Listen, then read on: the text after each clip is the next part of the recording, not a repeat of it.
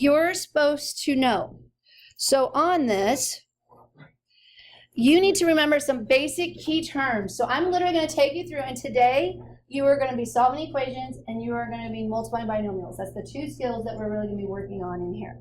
But we need to make sure that we know some of the basic stuff. So first things first, you have a term that's called evaluate. Evaluate means to find, okay? You need to find something. And an example of a problem like this, and by the way, I have always seen this show up on an SAT or an ACT test. It's like one of the very first questions, and it's supposed to be a give me, because if you can do your calculator work well, you've just got the answer right. But if you don't know your order of operations correctly and things, it definitely doesn't go very well. So with this one though, it says evaluate the expression when r equals 3 and s equals -5. So remember, an algebraic expression is when you don't have an equal sign. So with that, you get, are you okay? Okay, so you got 2s squared plus 8r minus 47. So when you evaluate, can I make sure everyone's up here today? I wouldn't have to be doing this if I felt you guys were really strong on this, so I know you need to know this. Plug it in, but make sure you use parentheses overload, okay? So when you do this, you have s, so you get 2, what's s? Well, that's going to be a -5, but it needs to be squared. Plus 8r, well, r is 3, put it in with parentheses, minus 47. Now, we're going to talk about order of operations in the next one, but let's see if we remember it just a little bit. What do I have to do first there?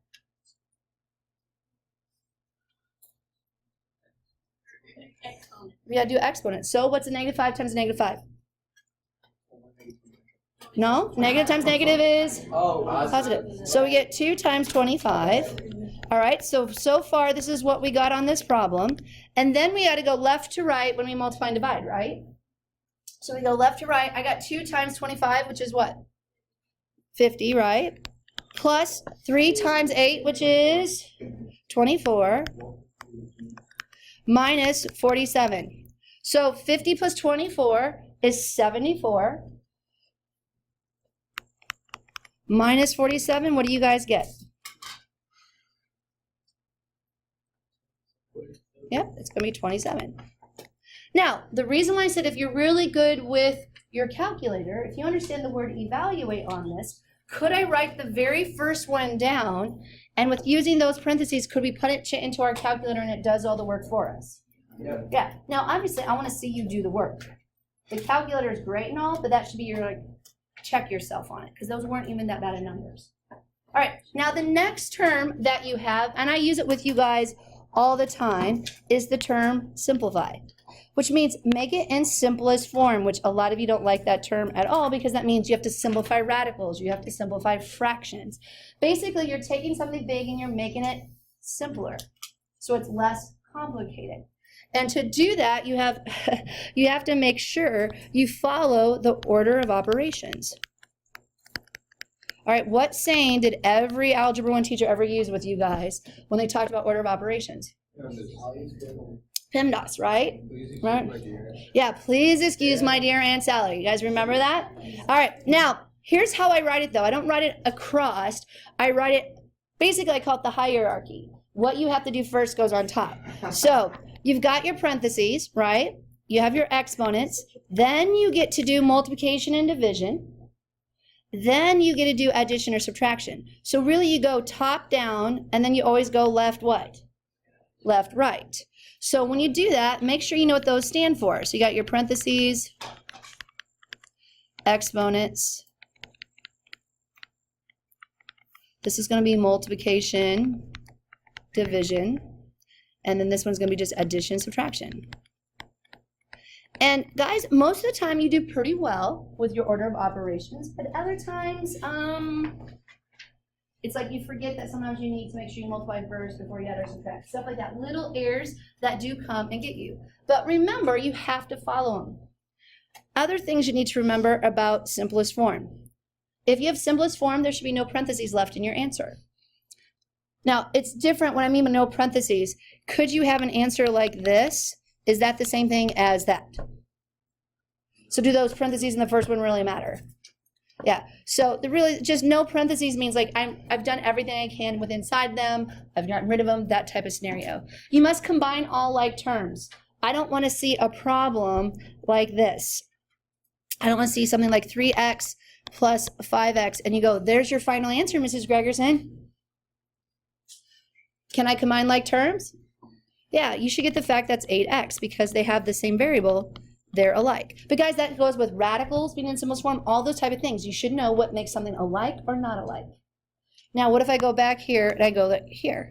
Can I combine them now? No, because they're no longer alike because they don't have the same exponent. So make sure you do this. Everyone's favorite, all fractions must be what? Reduced. You must be in what's called simplest form for fractions. We've done a lot with fractions this year.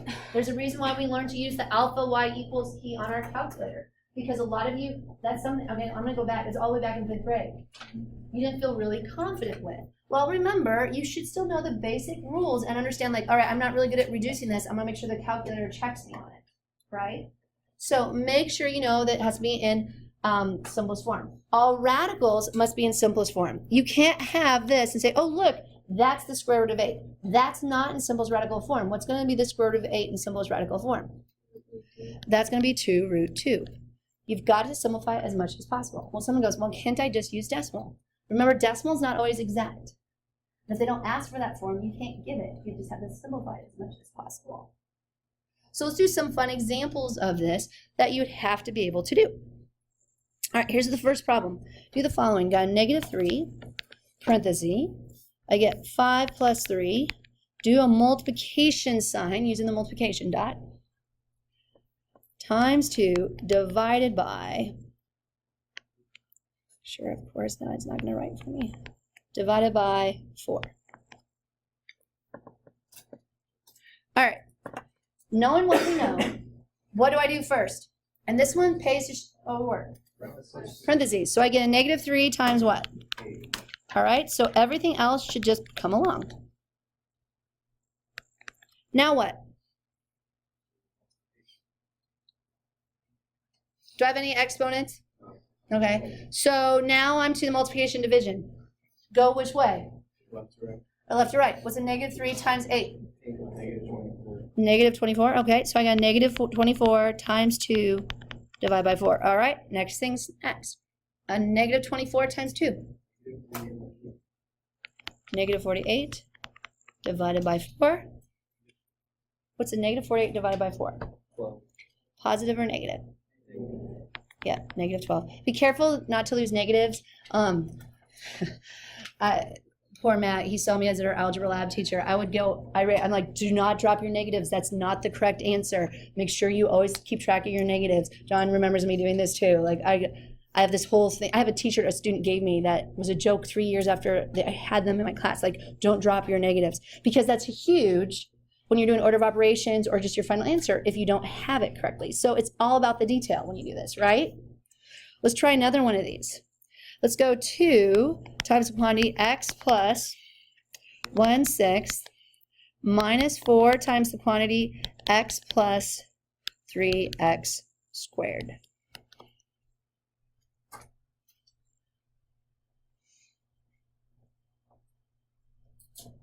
All right, guys, what's the first thing I check?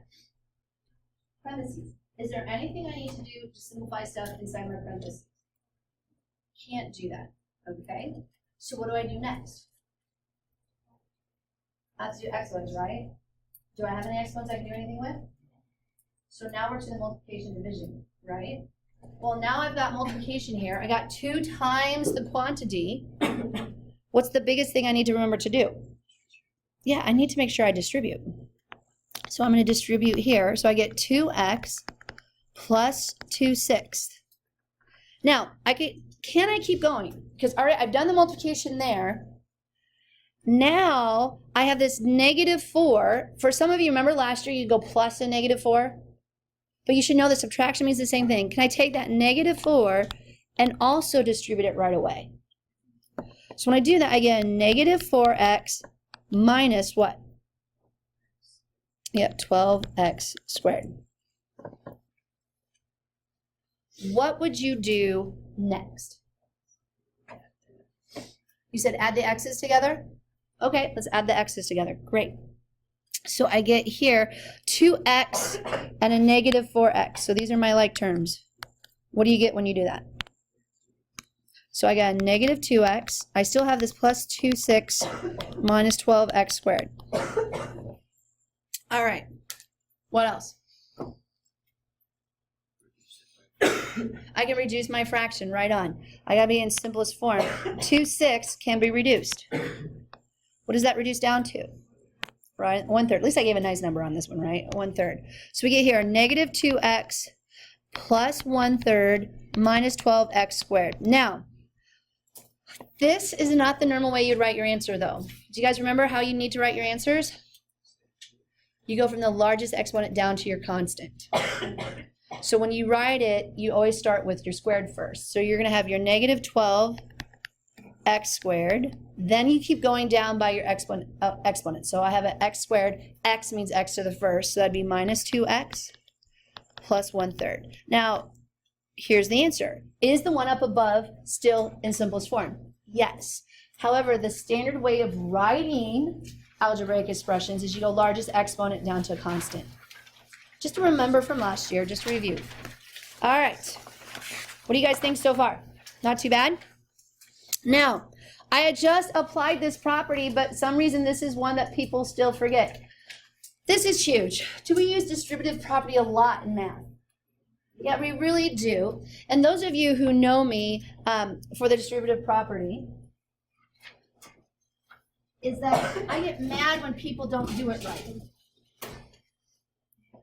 So the thing is, distribute means you go to both things or multiple things. You do the same thing to it. So like right here in the distributive property, I have 1/3 times the quantity, 9h squared minus 6h. What am I going to do? I'm going to make sure that my exponent, okay, it's going to quit writing on me right now, right in the middle of the video, isn't it? Oh, good. Start it up again. I want to make sure I go to both of those. If you're a person who doesn't remember to distribute well, yes, ma'am. Yes. Yeah. So if you distribute well, you go to both. Now, one thing about distribution, what if that was a negative out front? Do I have to be very careful with it? Yeah, so again, you have to watch your signs and stuff well. Well, remember, really what does this mean? It means I'm going 1/3 times 9h squared minus 1/3 times 6h. I'm really taking that 1/3 and I'm taking it all the way through. Now, do we get to the point where we have to write down that 1/3 times 9h squared, 1/3 times 6h? No, we get to the point where we do that in our head. But let's do that real quick. What's 1/3 of 9? 3. And then what comes along? H squared, right? And then we go, all right, I got 1/3 times 6h. Well, what's 1/3 of 6? Notice I didn't get rid of my subtraction sign. Then you ask yourself, do I have any like terms I can combine? And what do you guys say? No. Now, I know these seems like little silly things to review, but these are types of things that myself and the other 2 geometry teachers have noticed this year.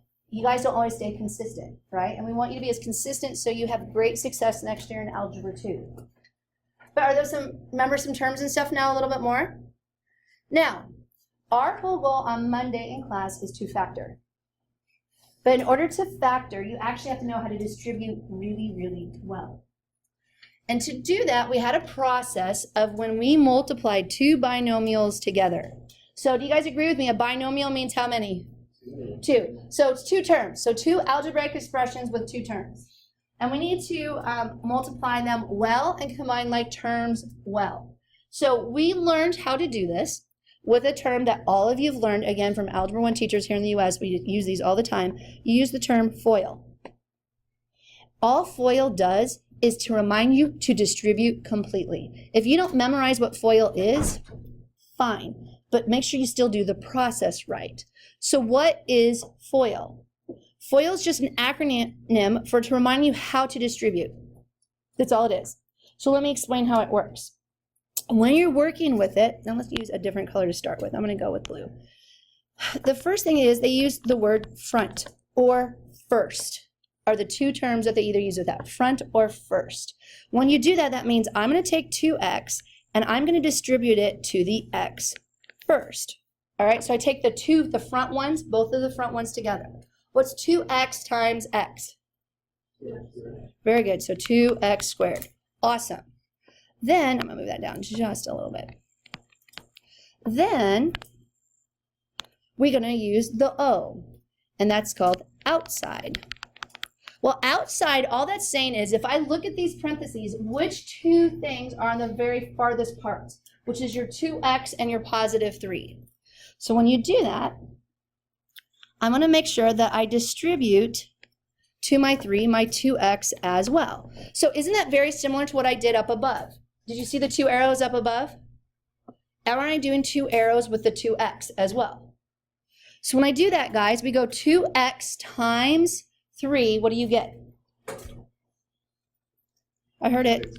Yeah, plus 6x. Excellent. All right, now let's keep going. We need to use I. Well, I stands for the inside two terms. But really what you're starting to do when you do the I portion is you're starting to use the -5 and making sure I distribute it completely to the next binomial. So you go here and you get the I. So -5 times x is a negative what? 5x. And then last but not least, I need to get the last term. So the last term of both of them. So you go -5 to a positive 3. So that's your L. So what's -5 times a positive 3, scholars? -15. Now, if you did this, that's a great job of using distribution and forming it, but that's not an correct form. What form does every answer have to be in?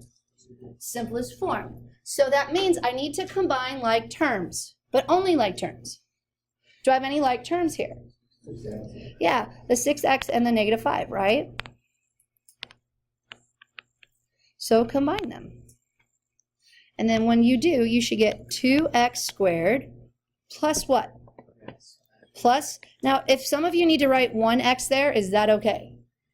Yeah, so it's plus x or plus 1x minus 15. And you're gonna get a trinomial a good chunk of the time. I need you guys to be able to do that spotlessly by Monday. Because when we factor, we go in reverse order. We start at the boxed answer and we end up at the top where we have our 2 sets of parentheses. So we need to be able to do that well. So let's rock this real quick. And I would definitely use examples. Now, on purpose, I picked 2 special cases for this one. Look at those first 2 example here. I get a y minus 5 and I get a y plus 5. What's the same and what's different?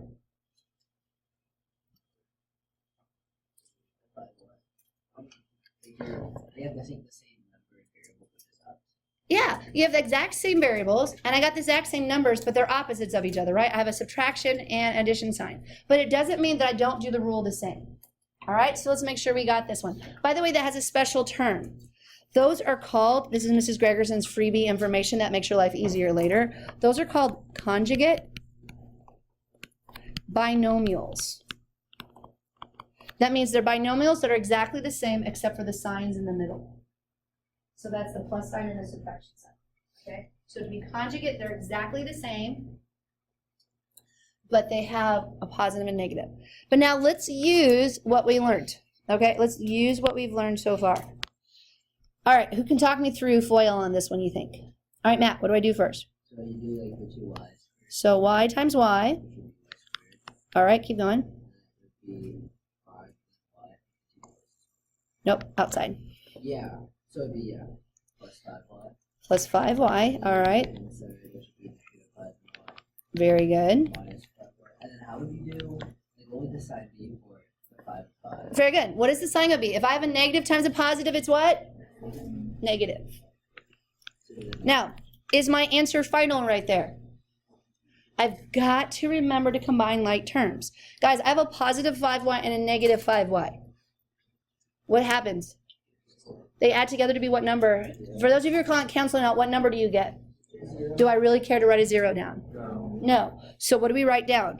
Y squared minus 25. Now here's a term that you need to know. That is called the difference of 2 squares. So this whole thing has a special name. And here's why I know it's a difference of 2 squares. Y squared, is that a perfect square number? Yes. If it's an even exponent, it's a perfect square. Is 25 a perfect square number? There's a subtraction sign there. Difference. So that's why it's called difference of 2 square numbers. Anytime you have a difference of 2 square numbers, you will always use conjugate binomials in your factoring. So when you see this again on Monday, hopefully I'll jar your memory enough that you will remember that. So that's just a term that you need to remember. You guys with me on that? All right, let's try another one. All right, just try this one. Just try it. See what you get.